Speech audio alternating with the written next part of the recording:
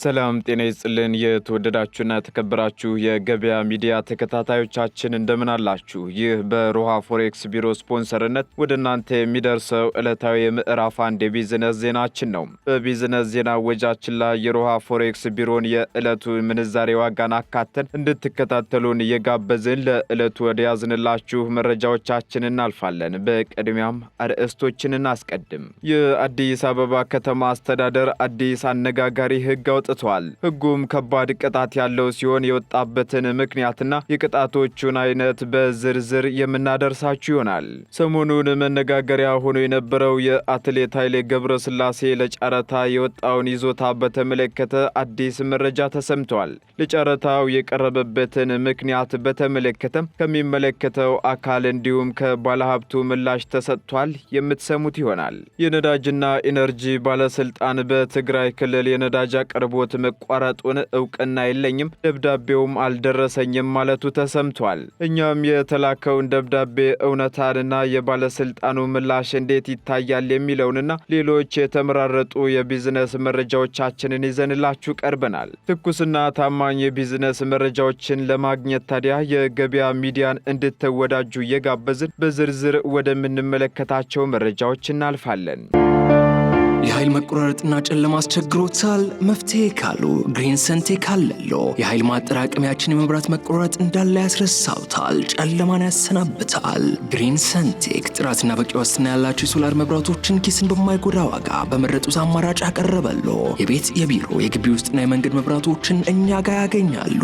ምን ይሄ ብቻ! ጀነሬተርን የሚተካ በፀሐይ ኃይልና በኤሌክትሪክ ቻርጅ የሚደረግ ወይንም በሁለቱም መስራት የሚችል ድምፅ አልባና አየር ብክለት የሌለው ሶላር ጀነሬተር በፈለጉት ዋትንካችሁ ብለዋል። ምርቶቻችን የ5 ዓመት ዋስትና ያላቸው ሲሆን በሚፈልጉት የፍጆታ መጠን ለመኖሪያ ቤቶች፣ ለሆቴሎች፣ ለባንኮች፣ ለአስጎብኚ ድርጅቶች፣ ለሆስፒታሎች፣ ለቢሮ፣ ለኢንተርኔት ካፌ፣ ለህትመት ቤቶች፣ ለቴሌኮም ሴክተር፣ ለኤሌክትሪክ መኪና አስመጪዎች፣ ለሲኒማ ቤቶችና ለሌሎችም።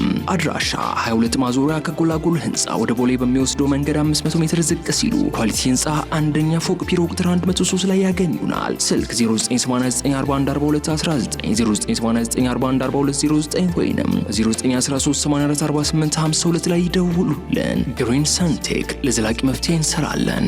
ቀላል ባቡር የጀመረው በቴክኖሎጂ የተነደፈ ክፍያ ስርዓት ቀልጣፋ አገልግሎት እንድናገኝ አስችሎናል ሲሉ ተጠቃሚዎች ተናገሩ። የአዲስ አበባ ቀላል ባቡር የጀመረው በቴክኖሎጂ የተደገፈ የክፍያ ስርዓት ቀልጣፋና ዘመናዊ አገልግሎት እንድናገኝ አስችሎናል ሲሉ የባቡር ትራንስፖርት ተጠቃሚዎች ገልጸዋል። የከተማዋ ቀላል ባቡር ትራንስፖርት አገልግሎት በተመረጡ የባቡር ጣቢያዎች የዲጂታል ትኬት አገልግሎት መስጠት መጀመሩ ይታወሳል። የዲጂታል የክፍያ ስርዓት አገልግሎትን የሚያስቀርና ጊዜውን የዋጀ አገልግሎት መሆኑን የገለጹት ተጠቃሚዎቹ አሰራሩን ሙሉ በሙሉ ለመተግበር ለማህበረሰቡ ግንዛቤ መፍጠር እንደሚገባም ተናግረዋል። የዲጂታል የክፍያ ስርዓትን ጊዜ በመቆጠብ ቀልጣፋና ፈጣን አገልግሎት መስጠት የሚያስችል በመሆኑ በሁሉም አካባቢዎች ተጠናክሮ ሊቀጥል እንደሚገባም እንዲሁ ጠይቀዋል። የአዲስ አበባ ቀላል ባቡር ትራንስፖርት አገልግሎት ዋና ስራ አስፈጻሚ ዶክተር ብርሃነ አበባው በበኩላቸው የባቡር ትራንስፖርት የትኬት አገልግሎት በቴክኖሎጂ የተደገፈ ለማድረግ የሙከራ ስራ መጀመሩንም ገልጸዋል። የአዲስ አበባ ቀላል ባቡርም በ19 ባቡሮች ለህብረተሰቡ አገልግሎት እየሰጠ መሆኑን የገለጹ ሲሆን በበጀት ዓመቱ መጨረሻ ላይ ደግሞ 21 ለመድረስ እቅድ እንደያዙ ተናግረዋል። ቃል የተገባልን የ20 ሺህ ብር ሽልማት አልተሰጠንም ሲሉ በሀገር አቀፍ ፈተና ከፍተኛ ውጤት ያስመዘገቡ ተማሪዎች ቅሬታ አቀረቡ።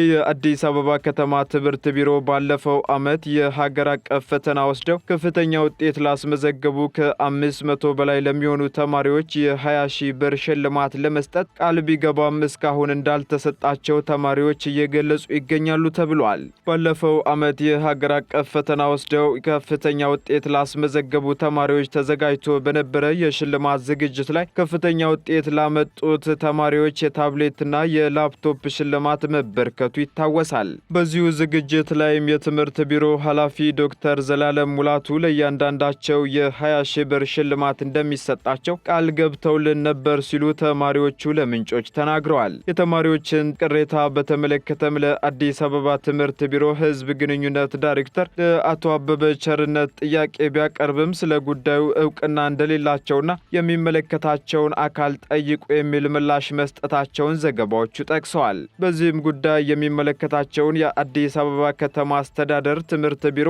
ምክትል ቢሮ ኃላፊ አቶ ዲናኦል ጫላን ለማነጋገር ቢሞከርም አልተሳካም ተብሏል። ከ5 ዓመታት በፊት በተለያዩ ጊዜ ለሁለት ባለሀብቶች ተሰጥቶ የነበረው የቀድሞ ተፈራ ሆቴል ሳይለማ ቆይቶ ሰሞኑን ለጨረታ መቅረቡ ተገለጸም። በወልቂጤ ከተማ የነበረው የቀድሞ ተፈራ ሆቴል በ2012 ዓ.ም ለሰንሻይን ኮንስትራክሽን እና በ2013 ዓ.ም ደግሞ ለአትሌት ሻለቃ ኃይሌ ገብረ ስላሴ ለኢንቨስትመንት ተሰጥቶ የነበረውን ቦታ ሰሞኑን ለጨረታ መቅረቡ ተሰምቷል። የቦታውን ጨረታ ያወጣው የጉራጌ ዞን የወልቂጤ ከተማ አስተዳደር ሲሆን ጨረታው የወጣበትን ምክንያትም የከተማው ከንቲባ አቶ ሙራድ ከድር አብራርተዋል። ከንቲባውም ሆቴል አካባቢ ሻለቃ ኃይሌ ገብረ ስላሴ እንዲያለሙ የጉራጌ ዞን ስራ አመራር ጥያቄ ያቀርቦላቸው በወቅቱ መልካም ምላሻቸውን ሰጥተው ነበር ብለው ባልታወቀ ምክንያት ግን በተያዘለት ጊዜ ማልማት ባለመቻሉ ምክንያት ለጨረታ ቀርቧል ብለዋል። ቦታው ላላስፈላጊ ሕገ ወጥ ጉዳዮች እየተዳረገ በመቆየቱ ምክንያት በተደጋጋሚ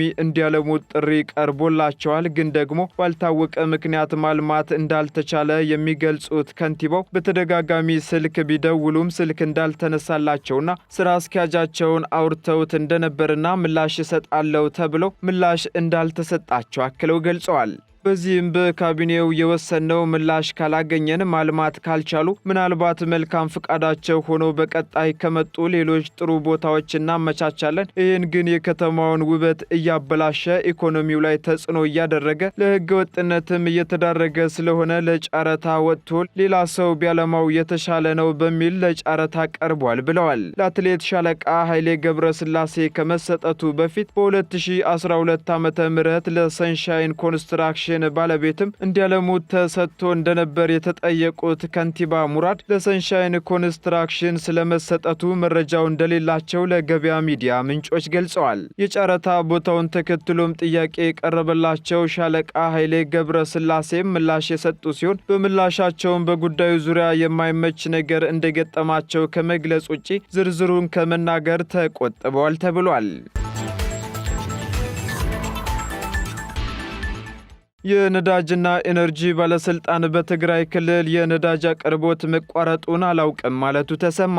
የትግራይ ንግድና ኤክስፖርት ኤጀንሲ ከመጋቢት 6 ቀን 2017 ዓ.ም ጀምሮ በክልሉ የነዳጅ አቅርቦት መቋረጡን የሚገልጽ ደብዳቤ ለነዳጅና ኢነርጂ ባለስልጣን እንዲሁም ለንግድና ቀጠናዊ ትስስር ሚኒስቴር ቢልክም ባለስልጣኑ በክልሉ የነዳጅ አቅርቦት መቋረጡን አላውቅም ማለቱ ተሰምቷል። ባለስልጣኑ በክልሉ ነዳጅ መቋረጡ የሚገልጽ ደብዳቤ እንዳልደረሰው የነዳጅና ኢነርጂ ባለስልጣን ምክትል ዋና ዳይሬክተርና የነዳጅ ዘርፍ ኃላፊ አቶ ዲበር ፉፋ ተናግረዋል። ከትግራይ ክልል ለባለስልጣኑ የደረሰው ደብዳቤ አዳዲስ የነዳጅ ማደያዎችን ለመጀመር የሚገልጽ እንጂ ነዳጅ ስለመቋረጡ ደብዳቤ አለመድረሱን የተናገሩት ኃላፊው በክልሉ የነዳጅ እጥረት ቢኖር ኖሮ ባለስልጣኑ ጉዳዩ እንዲታይ ያደርግ ነበር ማለታቸውን ሪፖርተር አስነብቧል። የትግራይ ንግድና ኤክስፖርት ኤጀንሲም ለሁለቱ ተቋማት የጻፈው ደብዳቤ እንደ ክልል የህዝቡ ኑሮና አጠቃላይ ኢኮኖሚያዊና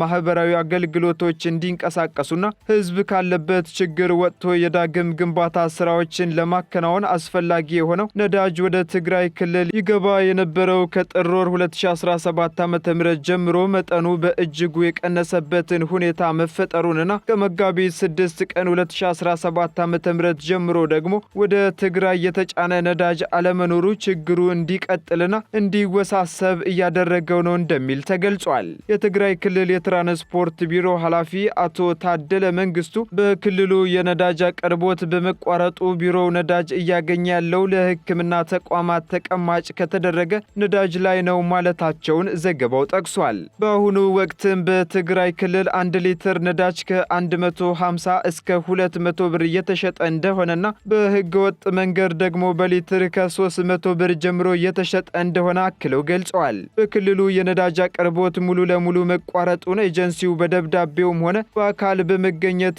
እንዳሳወቃቸውና ማህበረሰቡም ከፍተኛ ችግር ውስጥ መውደቁን አክለዋል። በክልሉ የነዳጅ አቅርቦት የተቋረጠው ባልታወቀ ምክንያት እንደሆነና ይህም በደብዳቤው ላይ በግልጽ መቀመጡን ኤጀንሲው አስታውቋል።